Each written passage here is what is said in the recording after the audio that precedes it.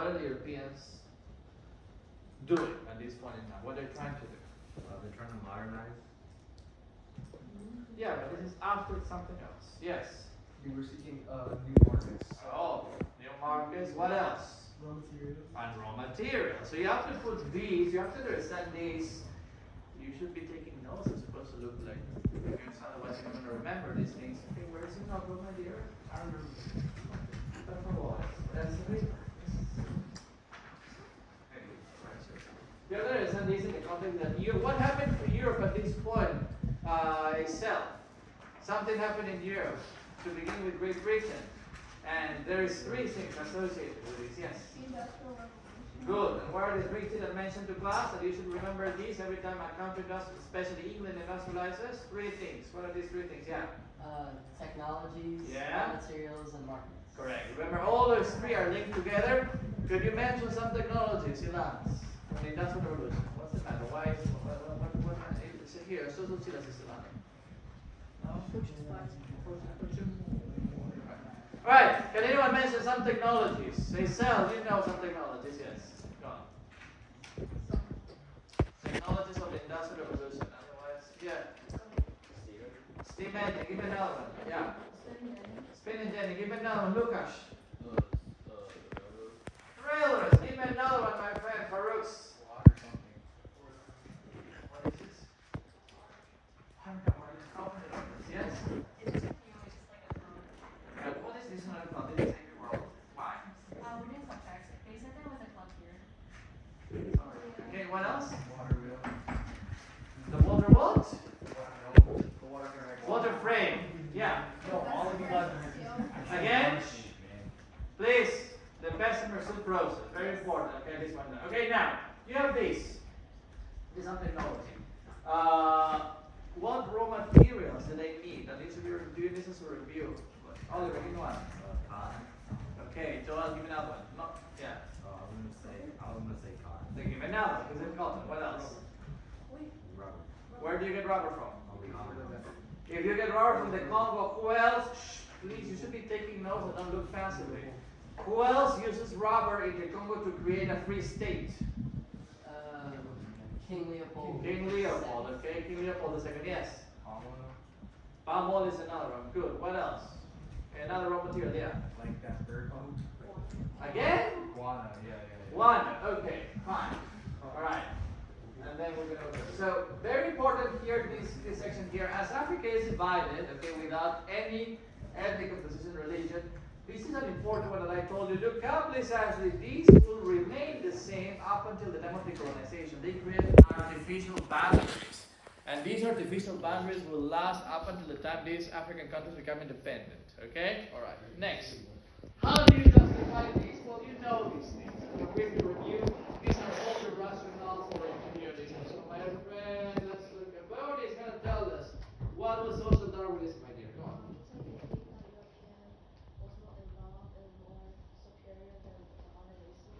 Okay. What else can you say? Social Darwinism, my dear. Yes, my friend. What's your name, sir?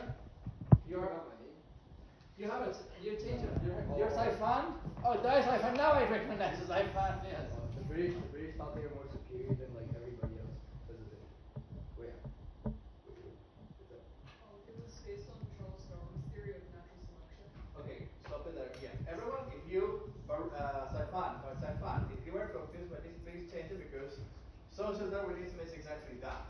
You got confused. Social Darwinism is this idea that stems from which theory? Darwinism. What did Darwinism say? Natural selection. So please make that correct connection because otherwise if you say Europeans were superior, that's not the case. Social Darwinism stems from the Darwinist theory that some species are bound to be stronger and supersede others. Okay? In the same extent, social Darwinism means that some countries who have more, that are more industrialized are likely to conquer by nature and expand by nature other nations. That was the idea of social Darwinism. Okay, the survival of the fittest, if I can call it. Stronger countries, like industrialized countries, are likely to dominate weaker countries. Okay, so fix that up because it's not. What my friend Saifan is referring to is the next one, which I didn't recognize, which is the civilized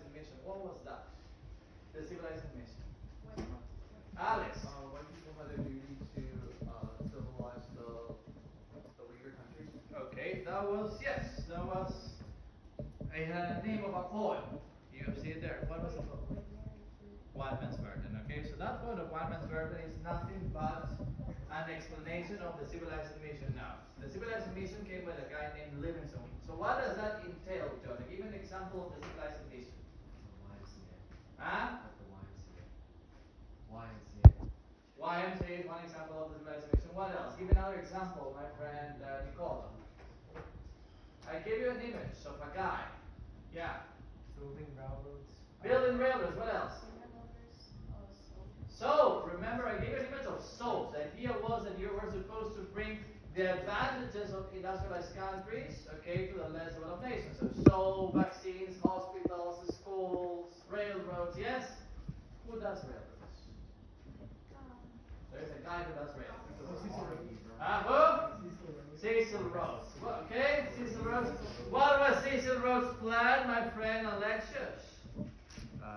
To connect Africa to Where?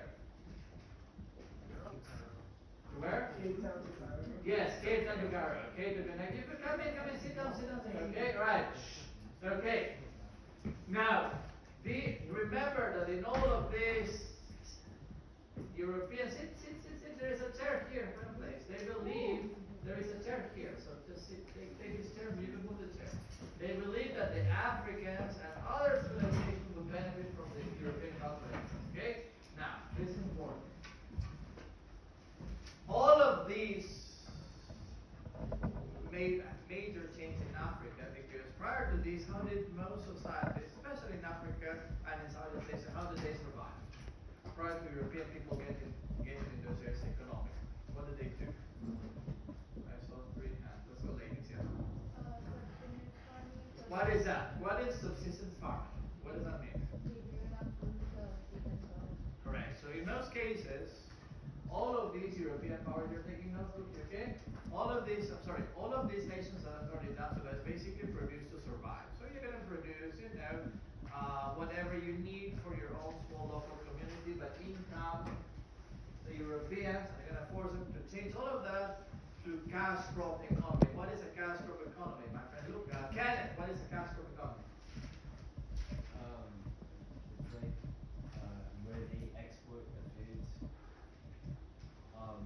so that I don't know. I don't really know. Look, what is a cash? An economy, it's like the entire economy revolves around like one or two like cash crops they just produce. That they produce and they have to sell them to the country. What is the downside of this, my friend Oliver?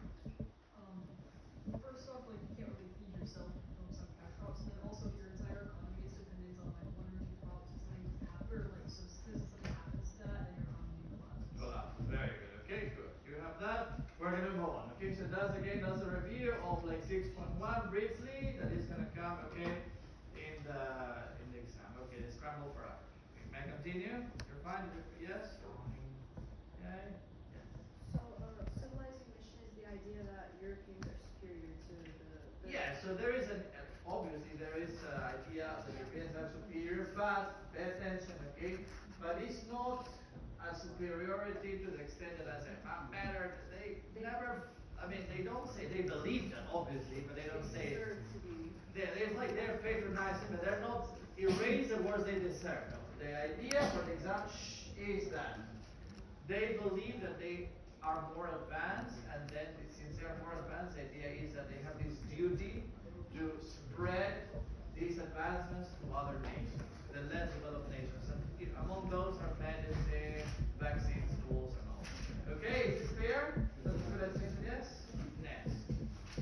Alright. Oh my goodness. There is a series of questions on Japan. Okay, gonna be take a large picture, digest, and this is so much. This is like, and I used this last year to do my intent review of Japan. Okay, so I'm gonna go slow. So Japan undergoes something which is called the major restoration. Can anyone tell me why? What happens in Japan? Yeah.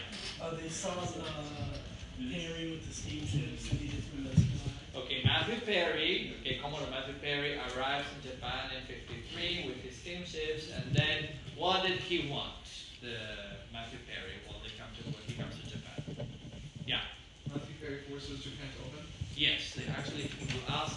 In reality, I mean, this is for the exam, but for you to know that he was actually looking to be able to refuel its ships. They did not know whether the Japanese would have oil, but the idea is, yes, they want Japan to open its ports, and then Matthew Perry gets this outside evidence, the Treaty of Kanagawa. That treaty officially forces Japan to open its ports, okay? And this ends up Sokoku. What was Sokoku, my friend Kenneth? It's basically where Japan closed off to other foreign countries. Okay, why did Japan close, my friend Luki? They didn't want to have influence from the Western because they wanted to focus on internal improvement. Very good. Okay, what was going on at this point in Japan that Japan became Sokoku-like? There was something else. Good. Europeans are trying to get to Japan, but they're trying to do something else that the Japanese resented. Yeah.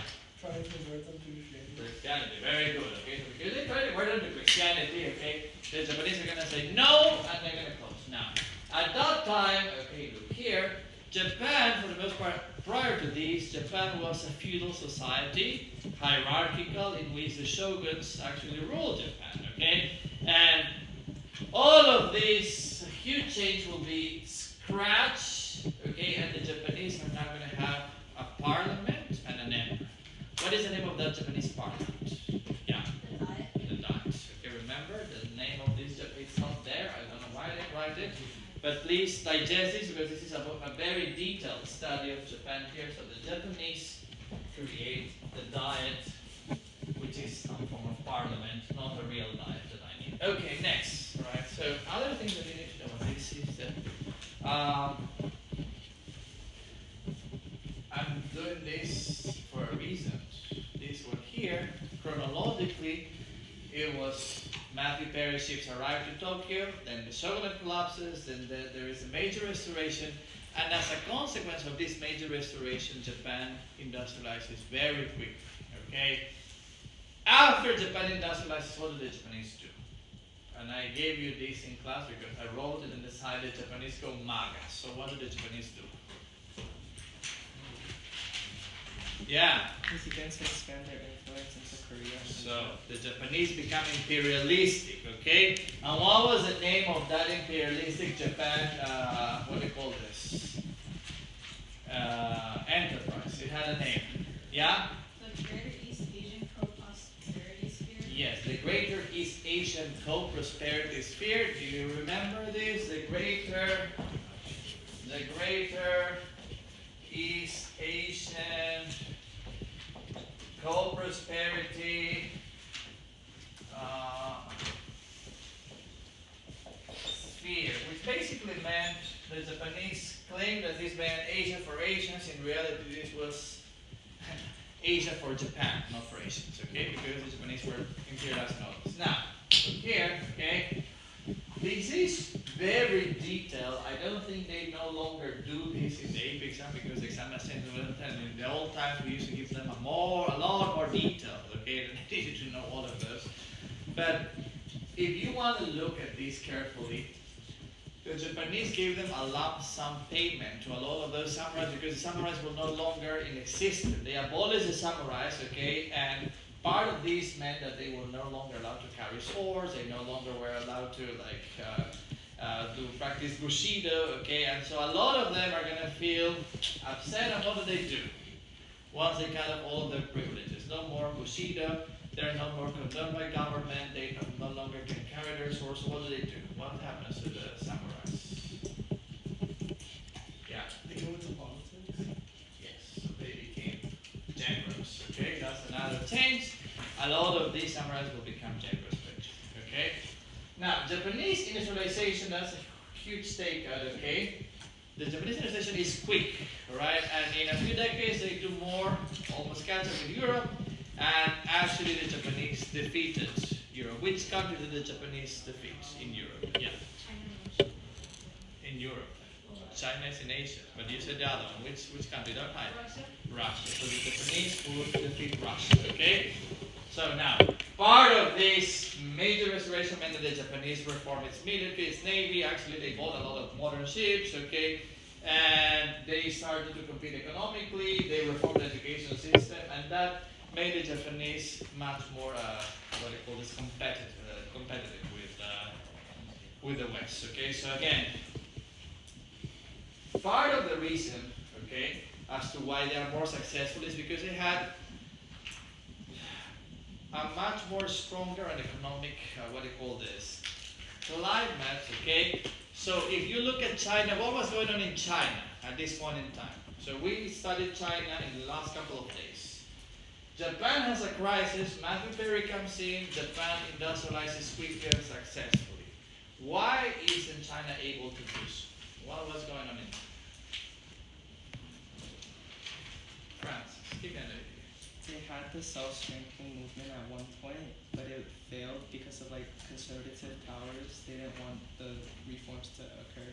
Okay, someone else. It's not necessarily this. Yes. Taipei uprising. Okay, you're closer. Give me someone else, Kelly. The opium wars and a lot of rebellions. Okay, something else, Kenneth? It was like generally the weakening of like the Qing dynasty. Yeah. So what does that mean? That they are as like strong. So remember I gave you this in class, okay? All of the responses are correct, but China in the 19th century undergoes a series of challenges. Remember what happened to the population? I gave it in what happened to the population, yeah? It increased, there was famines, the civil service wasn't working. Like, remember when we did this? Alright?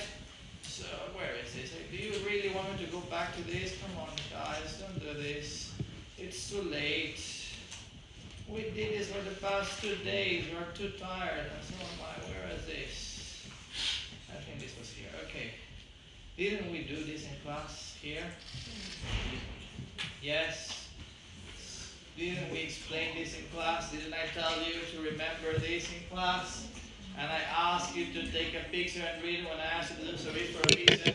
China was undergoing all of these problems, and plus these you have to include European, what do you call this, imperialism, so the opium wars, okay, the Taiping uprisings. And if you remember from the video that we saw, from the Taiping uprising, in addition to all of this, in addition to England, France coming, the first 2 opium wars, in addition to all of this is have the Boxer Rebellion. So China is in a pretty bad shape when all of this is taking place, as you see here. So that's why China tries to make reforms, but China isn't able to succeed. Japan doesn't have none of this. At the time Matthew Perry comes in, okay, he is a problem, but Japan was stable.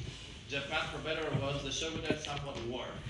The structure of Japan was organized. So that's where Japan is able to cohesively make a change much more quickly. Okay, yes? Alright. Is this clear? Yes or no? Yeah, my dear, you have a question? No, alright, so I'm gonna go back. Okay? Alright. This is not only this is only a part. I said to you, in addition to this, you have to include European imperialism, you have to include what they call this, the opium wars, you have to include more things to China's challenges. Okay, next. We're almost done with this section of Japan, and that's it. Okay, and so again, at this time Japan has less social unrest than China, okay, and Japan very different. Japan was far more isolated than China. China probably at this point in time is not so isolated, okay? China, why not China so isolated? What was going on with China? Why Japan was more isolated than China? That's a question. Because Japan, like, previously was in Shikoku. And? China, there were a lot of, like, merchants coming in, like, especially from Europe. So, and let's not forget this, China knew that in order to make money, what do the Chinese have to do? They sold. They always sold stuff. Now you have to kowtow and give tribute to the Chinese, but the Chinese prize themselves in selling you luxury goods. Okay, they knew that the world wanted. Japan is not doing none of these things. Okay, and also because the Europeans, okay, focus on China, the Japanese are gonna see what happens in China, and then they say, oh, this is not gonna happen to me, and that's why they very quickly move towards a defensive industrialization. Okay, all right, that's Japan for you. I hope you. Yes. Oh, they're super ready. Look at it. Next. Oh my gosh. Then the next section has to do with economic imperialism. Alright, so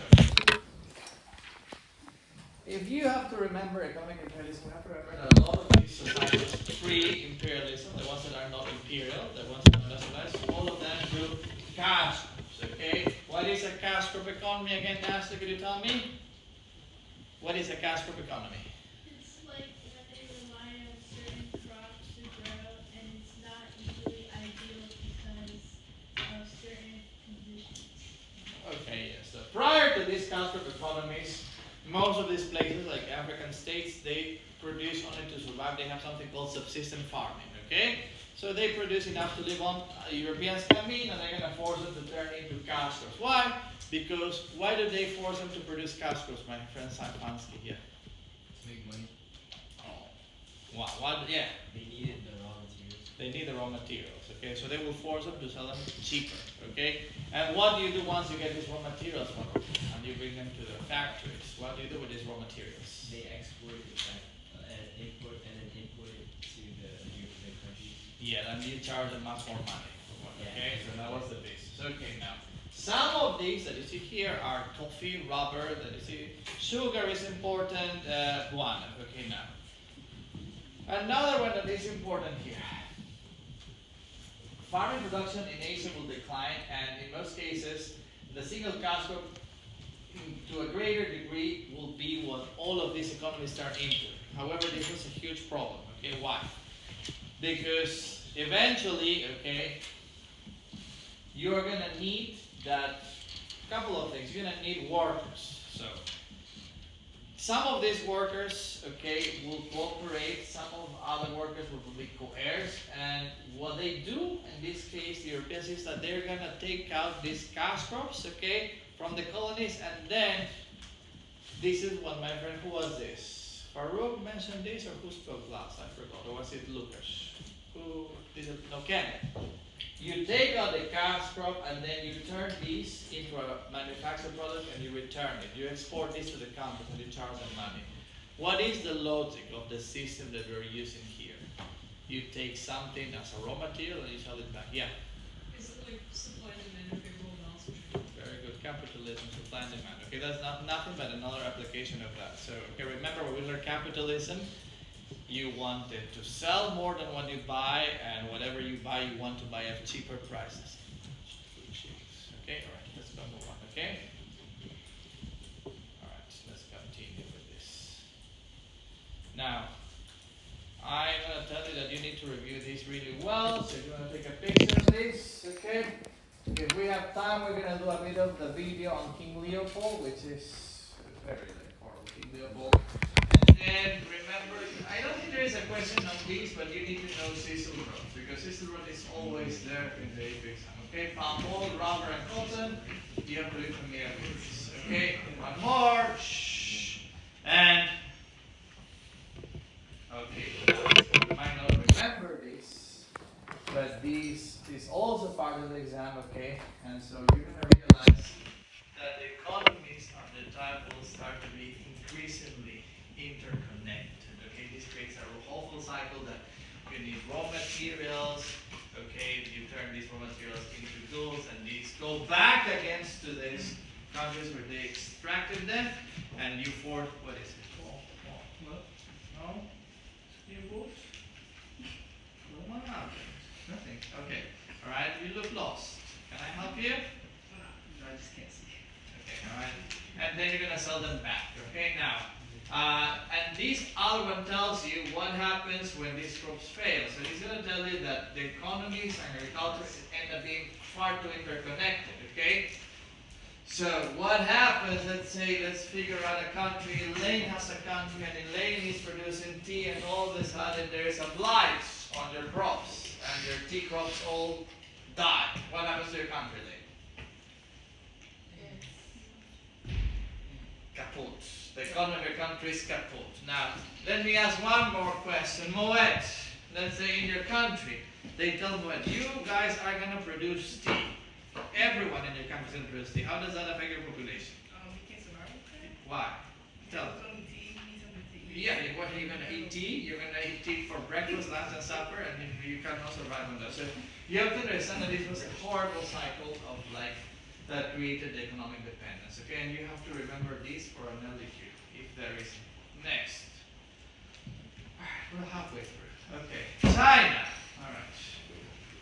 shouldn't be that difficult because you're going to need a lot of time. Alright. Okay, so before, because there is a let me take this. How many more do you have? Wow. Did we do such a, it's such a Netflix, huh? Okay. I think we should skip straight to the makeup. Why is it? Wow. But this is a lengthy review. Okay, China. What was going on in China before the Opium Wars? Who could tell?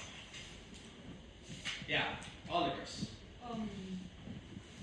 Britain had an unfavorable balance of trade with it, so like they were buying a lot of those immigrants from China, but they weren't importing anything into China because China didn't want anything from Britain. There we go. Excellent. Okay, what else? Oliver mentioned. I mentioned this in the class, but Oliver forgot a piece of facet evidence, which is okay. Prior to the Opium Wars, huh? Very, you gave me. There's one more, but this is perfect. What was the McCartney mission, Mr. O? Let's go. What was this McCartney mission? You should guys know them. Because this is beyond, okay? I'm reviewing this not just for the exam, it's just how I do reviews for the AP exam. Yes, Ken. He was like a diplomat who wanted to trade with China, but like he said no. The Chinese emperor said no, and he advised like the sale of opium and stuff. Okay, so yes. So this was a British ambassador, McCartney. He goes to China. Do you know which emperor actually received him? It was in one of your documents. Yeah, which one? Say it! Qianlong, yes, Qianlong, okay? And so, McCartney goes, Qianlong, I think it's pronounced. I'll show you an image, okay? And so you would remember him, okay? Hold on, give me a second. Alright, then we're gonna do a bit of a break because we could eat something and then we continue, alright? How many slides do we have? 1, 2, 3, 4, 5, 6.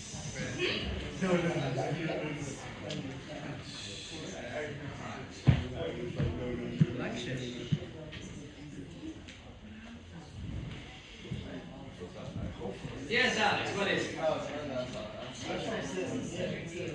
Alright, what's that concept? Who's counting?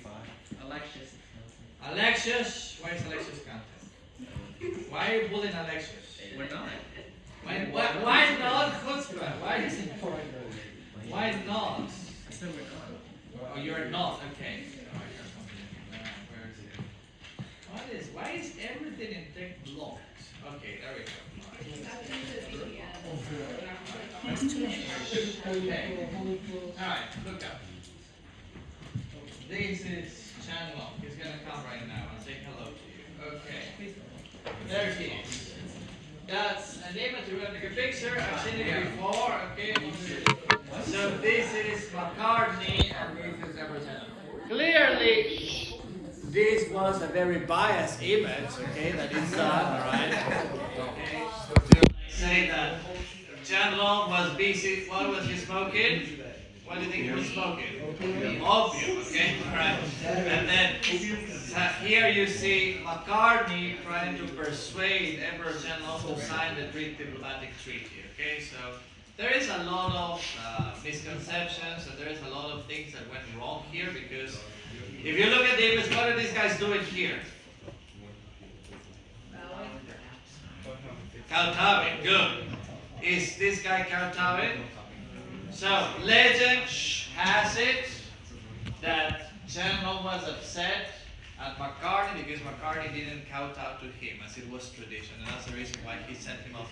The reality is probably that Qianlong couldn't care about anything that England had, and so that's the reason why he dismissed it. But for many centuries, the idea was that you see everyone kowtowing, but McCartney, and that's the reason why the Chinese never want to sign a treaty with him. Okay, a bit of side note, what I call this, conceptions to you. And alright, so I go back. So we were in China. Alright. So the idea that my friend Oliver forgot is, you know something else about China prior to Qianlong. Okay, because all of this, okay, Oliver said correctly, there is a trading trade imbalance. England is upset because the Chinese don't want to trade freely with England. The English, all of the English silver is going to China. Trade imbalance. Who was ruling China? The Manchu Qing. Yes, the Manchu Qing. So you have to remember that in all of these, that's very important. Because when things go wrong, who are you going to blame? The Qing. The Manchu, yes. Well, the Chinese were like these. Foreigners are getting us into chaos right now. As you see here, to solve this, in the Macartney mission, they realize, Macartney goes and he says, so what do I do with the Chinese? How do I force them to buy English goods? No. They don't want to buy my goods. So what do you sell them, my dear? Drugs. Oh, yes, you sell them opium. Yes. That was what he realized, that the only way to actually save this is to force them to sell opium. And so, the Emperor of China had a law previously. He banned, the selling of opium. So what did the English people do? Well, the English embassy is Mr. Thoreau, and they said, no more opium, no more drugs. It was banned, it was forbidden, because they knew that there were a lot of negative effects of this. So, again? Yeah, but how do you get, what do you do in China then? The Emperor banned opium, huh? Well, how do you fix it? How do you change that? Yeah. No. Well, this is going to be here. But what the English started to do is that, so they started to continue to sell opium. They had storehouses. They had some trade houses in China, the English, and the English didn't tell them they were actually selling opium. They just told them, we're selling our stuff. And illegally, they were selling opium. And once the Chinese realized this, they, as Mr. Rose said, they raid this warehouse. So what did they do with the opium? Ilan, what did they do with the opium? They smoked it? No, they did not. What did they do with this opium? Yeah. They dumped it into the sea. Yes, they burned it, and a lot of it went into the sea, just like where? Where else did they do that? The bombs, and the same idea. So England said, oh, hell no! Okay, so the English were like, that's not gonna happen again, and they had military, and they had equipment, and so they just, opium wars won, and the English win. And the English win the first opium war, they signed the Treaty of Nanjing, they forced them to open ports, and they gave Hong Kong to England. Alright, this is clear? So that's my minute left. Hello.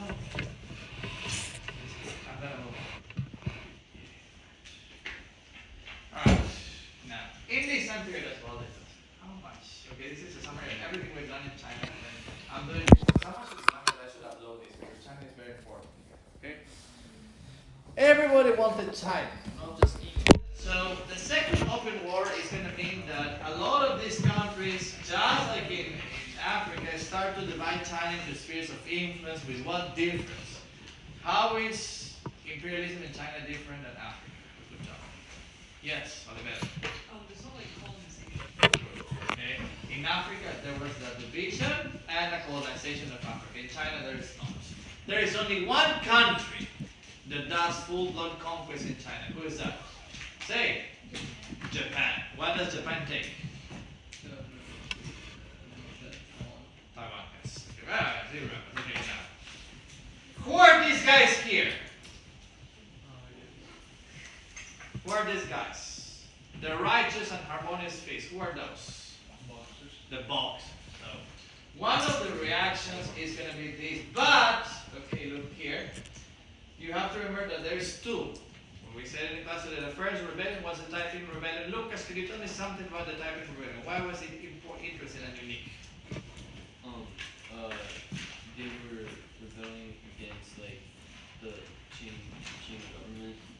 So because they didn't like foreigners, and also because the Qing was also Manchu. Correct. So it's an anti-state and anti-foreign revolt. But this anti-foreign revolt is not only against the English, it's also against the Manchu who are perceived as foreigners. Okay, and then the second one, big one, is going to be the Bosphorus. Now, out of these two, which one causes much more difficult consequences for China? Yes. Huh?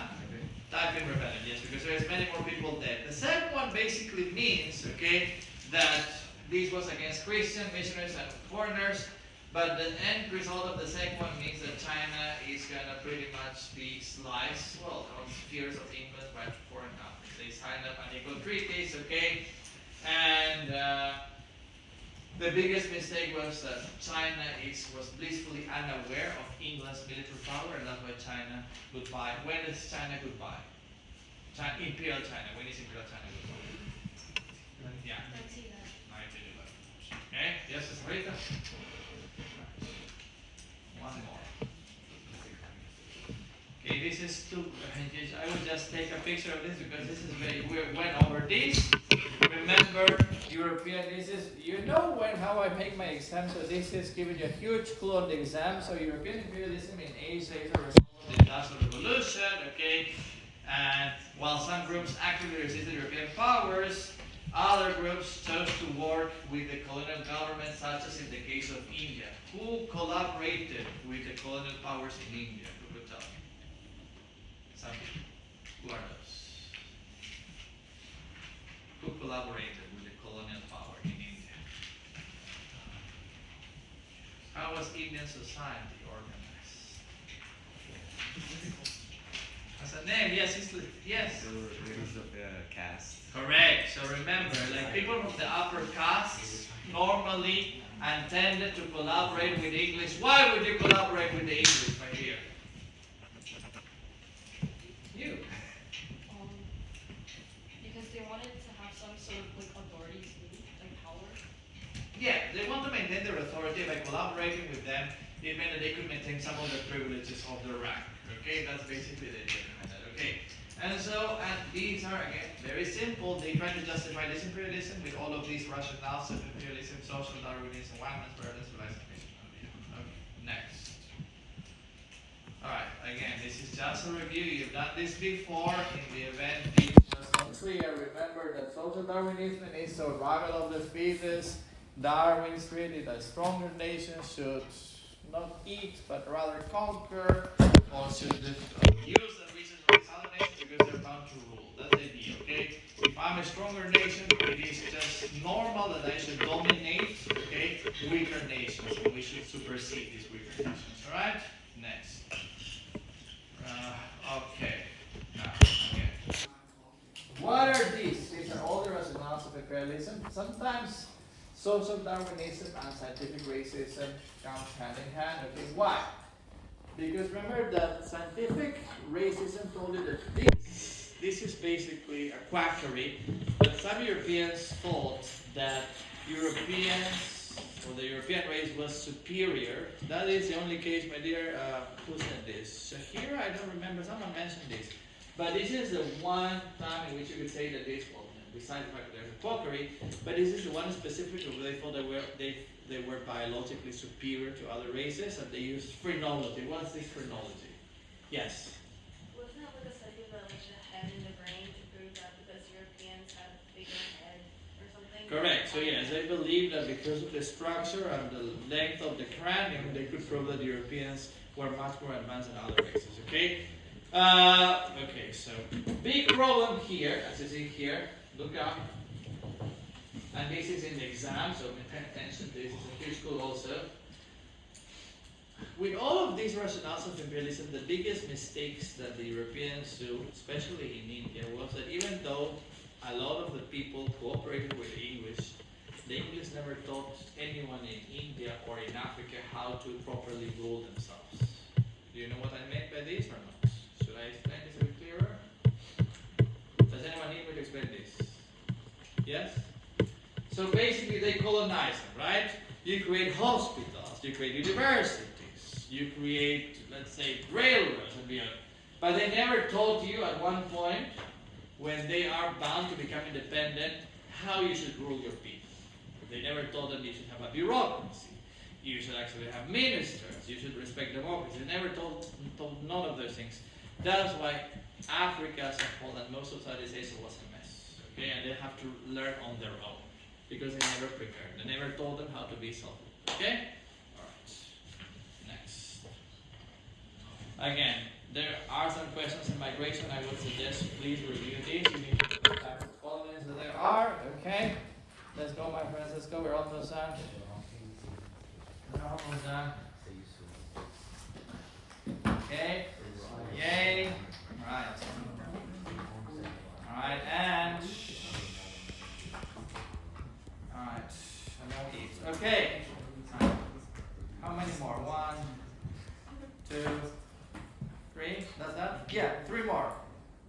Yeah, 3 more, that's all. Not so fast, okay. Do you want to eat first and then eat, or continue and then eat? Continue, okay. Migrants, in most of these cases, were motivated to move looking for better opportunities. You need to know some migrations, okay, alright? So, in most cases, most of the migrants are accepting jobs for lower wages, okay? Most of the people employed will be immigrants, and that's why there is a lot of, if you look at here, there will be a lot of negative feelings towards immigrants. Can anyone tell me examples of these negative feelings towards immigrants? Yeah. With the white Austria policy, where Correct. they banned the Chinese. Okay, so the white Australia policy meant that they didn't allow anyone that was English to migrate to Australia in order to restrict. The most easy ones to remember are these two in the US, whereby the US banned Chinese immigrants and whereby they said immigrants. This is wrong because I believe I copied this and paste, and this was the reason was immigration of Chinese to Australia. This is wrong, okay? But this is another. These work together, and these are basically examples of like the U.S. trying to restrict immigration to the U.S. Okay, now. Okay, and this is another one that is an exam. As people move here, what do they create? How do they live together? Yeah. They create an enclave. What is an enclave? Yeah. It's like a small diasporic community Yeah. where they share like the same traditions, culture, and language. Mm-hmm. That's enough, right? Not too difficult here. Okay, so there is a reason why there is what do you call this? Much more immigration now. Other than the ones that you here, can anyone explain me why was there more immigration in this time period? For example, yeah. They would move to like urban centers. Okay, good. What else? Why is there more immigration in this time period than before? Yeah. Like the technology allowed them to travel, like steamships and railways. Sorry. Yes. What's up? There is more technology that allows them to travel to farther distances. Now, if you see here,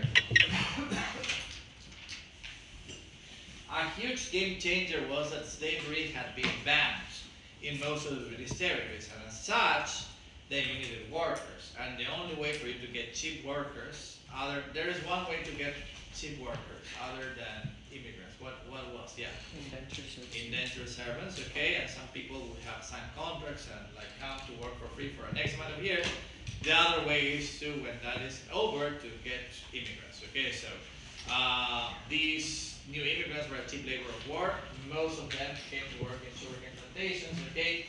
Sometimes women, okay, will move sometimes, okay, but in most cases it was mostly men. So the times in which you'll see women moving normally is in the Caribbean, okay, and there is a lot of migrations within the British Empire. So a lot of the people in the British Empire are going to move to Guyana, to Kenya, to South Africa, okay, where they could sort of, what do you call this? If you're looking at this, I gave you a clue. I forgot to erase it. So I'm not going to say more than that. If anyone is looking at the content here, okay, so people will migrate internally. If you're looking at this, I gave a huge clue here that I forgot to erase.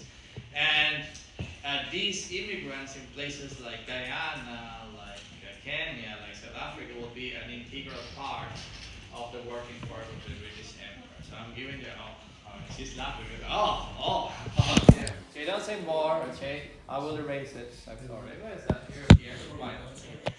Alright, the last one and that's it. Okay. At this point in time in some countries slavery still persists. Okay, why?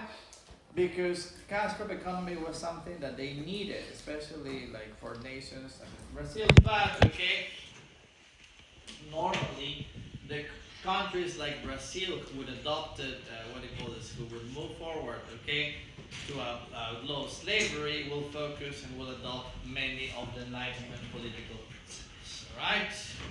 And that concludes, because there is no more on this. If that is the case, no more on this. Okay? Huh? So now I'll give you some food. Yes. What would you like to eat first? Because we don't have. Let's start with food. Okay.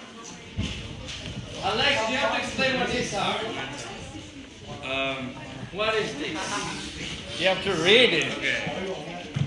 Dinata. Alex is gonna translate. Okay, so this brand, Papadopoulos. Papadopoulos, is yeah. very common in Greece. I'm sure you sell a lot of Papadopoulos. I mean, Gimsta means just like film. So Gimsta, Slovakia.